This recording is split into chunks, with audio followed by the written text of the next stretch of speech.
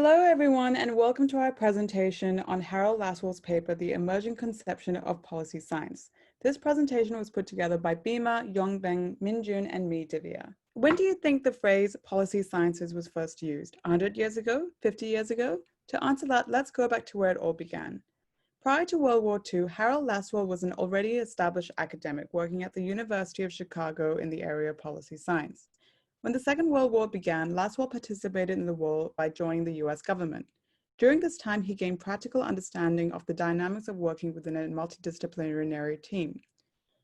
The experience he gained during this period laid the foundation of the vision he had for policy sciences.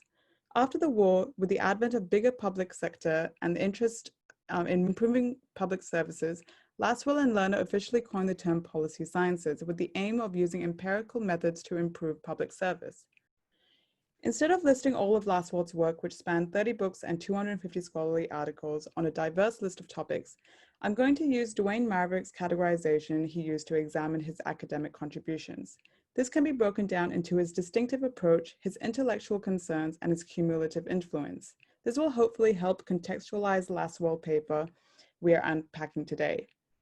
Lasswell's distinctive approach is quite obvious in his style of writing, which is always so careful to ensure context and meticulous about the task of inquiry itself, and is actually quite difficult to read. But it's this unique approach that allowed him to develop an understanding of the human psyche, especially in its relation to decision-making, that was so forward-thinking it's still used today. His intellectual concern, including trying to anticipate world revolutionary developments, changes in the composition and rhetoric of elites, and growth in the organized expression of various skill groups. Critics often called him a technocrat and positivist because he was constantly emphasizing how to better society.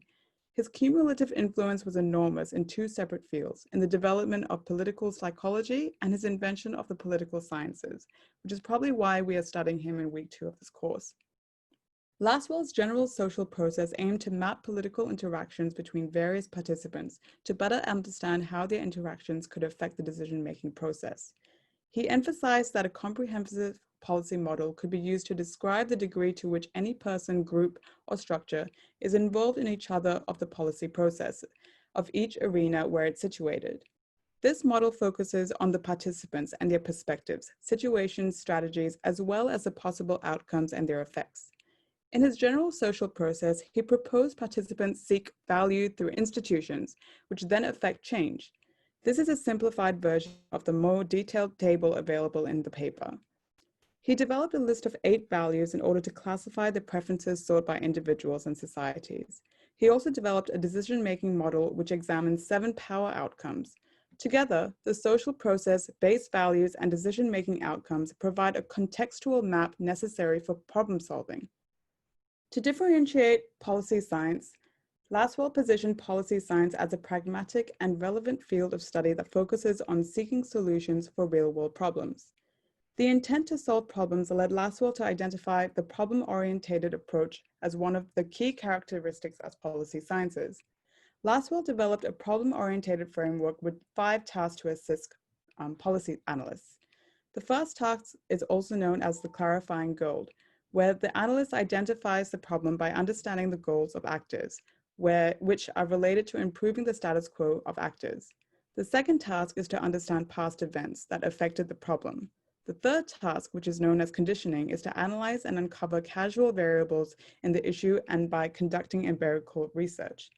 The fourth task is projection, or to map out various future scenarios. This helps the policy analyst to be aware of the issues that are overlooked and the probability of unique future events, minimizing shocks from black swan events. The last task is to design alternative policy packages for other objectives. Lasswell also argued that these 5 categories are the content of the problem, followed the principle of procedure as they are done sequentially. The policy analyst weaves in the context of the social process with information received from the actors. Hence, the principle of content means that the policy analyst needs to use models of terms that actors in the social process understand to get a complete picture. The principle of procedure is simply following the sequence of any process for efficiency. These 2 principles are evident in most of his frameworks on the right. One thing to note in real life, most events are not done sequentially, and there could be reiteration.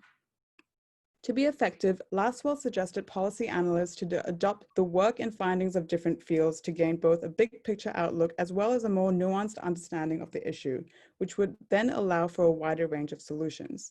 With this, Lasswell identified the multidisciplinary as the third characteristic of policy sciences.